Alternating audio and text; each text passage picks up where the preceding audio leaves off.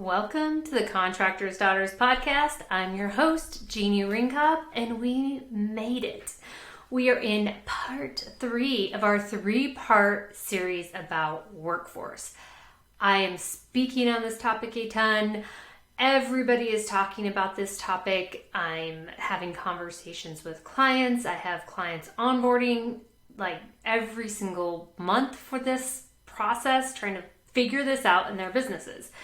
So I wanted to bring you some of the things that we are seeing, doing, and implementing to help get you thinking about how you can not just minimize this problem or improve your recruitment or reduce your turnover, but how can you actually own the solution inside of your company?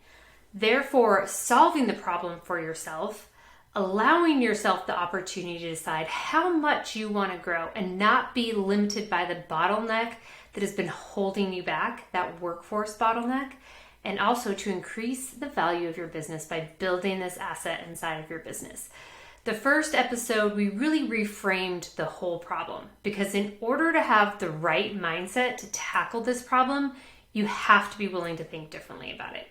And in the second episode, we talked about some of the divisions, resources, team members that you may already have inside of your business that are actually going to be part of building the solution, letting you really leverage what you already have there and also giving you a little bit of clarity if you have some gaps that you need to be thinking about in order to internalize this solution.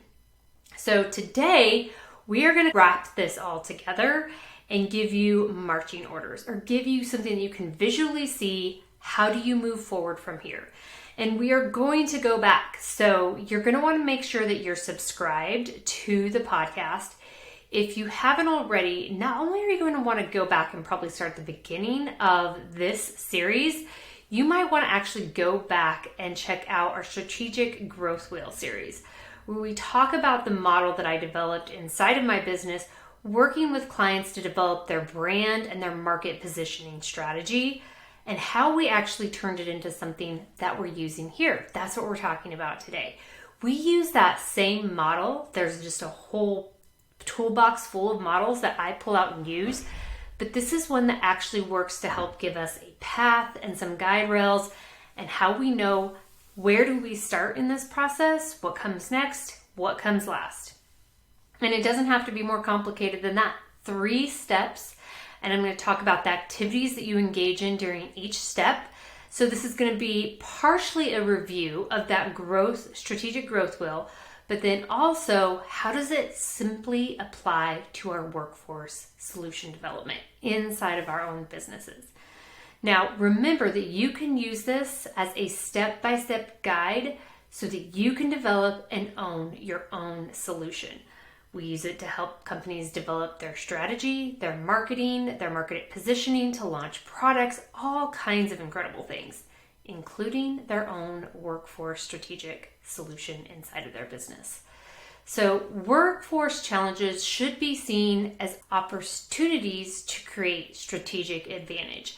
I cannot say this enough, and I have said it in all of these episodes around this, but the companies that figure that out are going to be the companies that win the war for talent.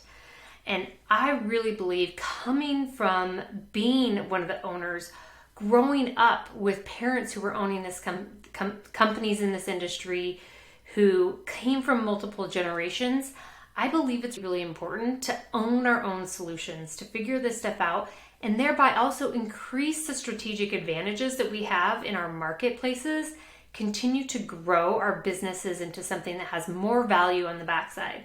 Whether that's something you're building for a family, whether that's something you're positioning to sell to a current employee that's coming up through the company, a competitor, whether or not you're positioning it to be purchased by a larger company, whatever it is, if you're going to start this company and put in all the risks, you have to be thinking about the long-term game, the long-term plan, and increasing the value of that business. But do it right now so you can also reap the rewards today. So let's talk about how we use the strategic growth wheel to do this in your business. So the first part of that strategic growth wheel, if you remember, is investigate. You can always start with a thesis. It's hard if you're actually in your business working on it to not have a thesis about what you think the solution is going to look like, maybe what you've seen somebody else do, but you always want to inform that thesis with actual research and data. The data and the research that is unique to you, your marketplace, your competition, all of those things that are unique and different about you and your scenario. The best employees for your competition might not be the best employees for you, but you need to know that before you embark on this journey. That is something that you need to identify early and build towards. So during this investigation phase, one of the things that we're looking at is understanding your own current assets. Who is your team? What drives them? What motivates them? For some of the top performers, what is their background? What are they looking for? What were the key things that happened that triggered them and helped them accelerate through the roles in your company? And really helped them feel like they wanted to be part of it. They were clear on the mission. They were clear on where you were going. All of these things can be done by interviews, surveys, and conducting that research. Also, look at your competition. Now, when we're looking at strategic competition, we're looking first off, where could your customer be spending that dollar that they may be spending on you anywhere else? That's your competition. Also, who provides the same solutions or solves the same problem as you? And then who has the same products or services as you? We have to actually cast the net a little bit wider when it comes to a workforce. They could be going and working in drastically different industries. Some of them are willing to relocate geographically for certain reasons or at least a certain distance. We have to look at all of that, and it can be very unique to your marketplace, your competition, the types of employees that you're wanting to attract. So we have to get a really clear picture on that, and then we have to figure out which of those employees are really or competitors. And then we have to figure out which of those competitors are the ones that we really need to focus on, compare ourselves to, position ourselves against, look for how to differentiate ourselves from, and how to stay super relevant to the right types of employees. So once we look at this and we put all of these pieces on the board, the opportunities start to rise to the surface. And this is the part of the work that I do that gets really exciting. Another thing that you want to do during this investigation stage is you're going to have to look at your current brand strategy. How are you perceived by your employees? How are you perceived by employees that you're trying to attract? If you have partnerships with schools and other associations and organizations, and you're trying to build pipelines and funnels and create awareness about not just the industry, but your specific business, how do those students or young individuals perceive you early on? And it does not benefit you to sit down and make presumptions about this. Do not assume that you know how you are perceived. You have to do the research.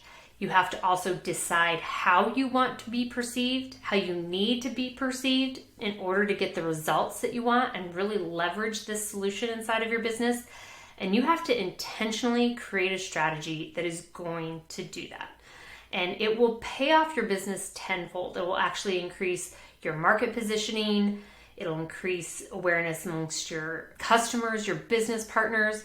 So doing this brand work is super essential, but it's essential and critical to this workforce solution. So the next part of the strategic growth wheel is identify.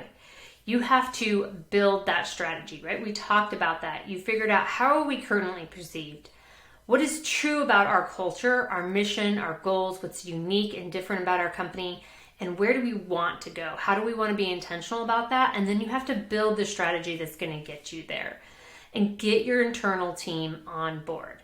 So you have to identify what that is and actually map that out and determine how you're going to build that. And then identify which assets you have in your business. This is really important. You're probably going to you may have some marketing assets, some HR assets, all those things we talked about in part 2 of this episode. Which ones do you have and where might you have some gaps?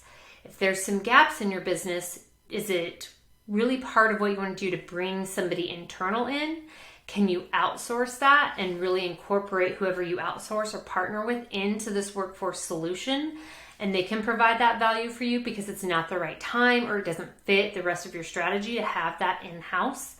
So those are gaps and things that you're gonna have to identify before you move on to the final stage of the strategic growth wheel.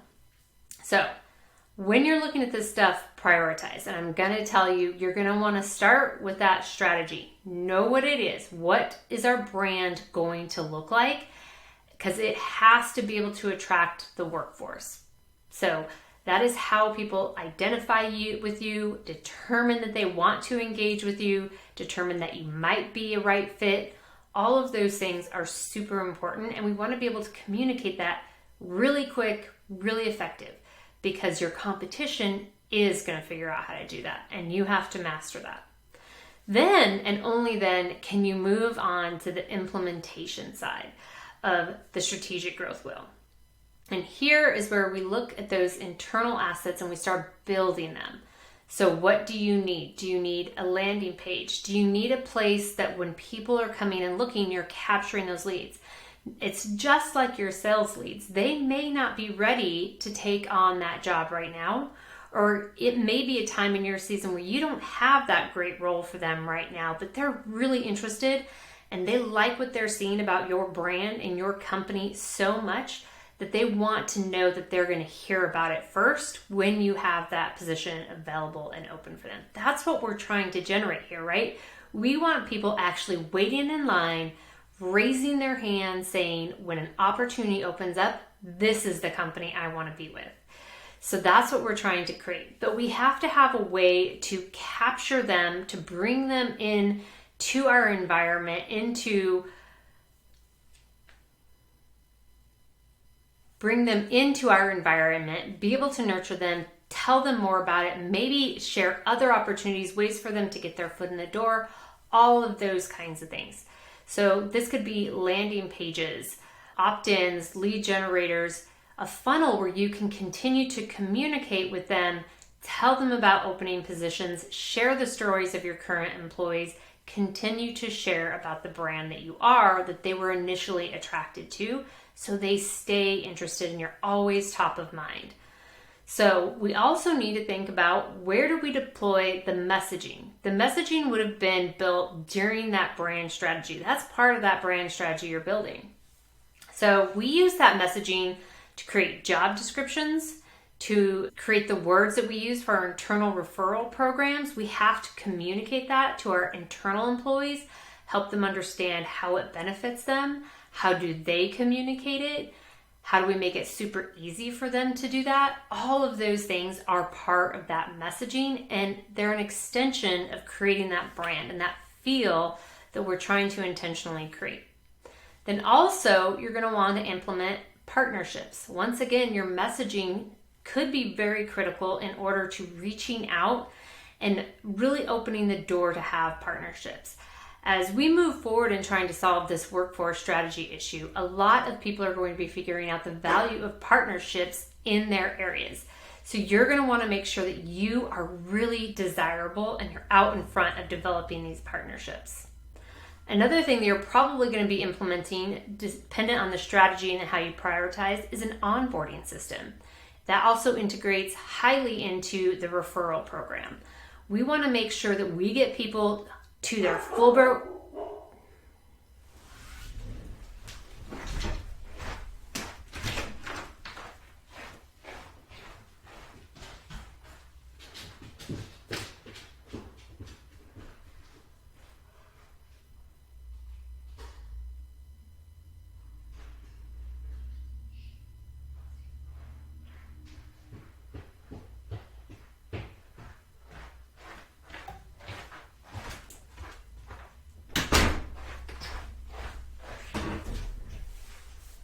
We want to make sure that we're getting people up to their full productivity as soon as possible.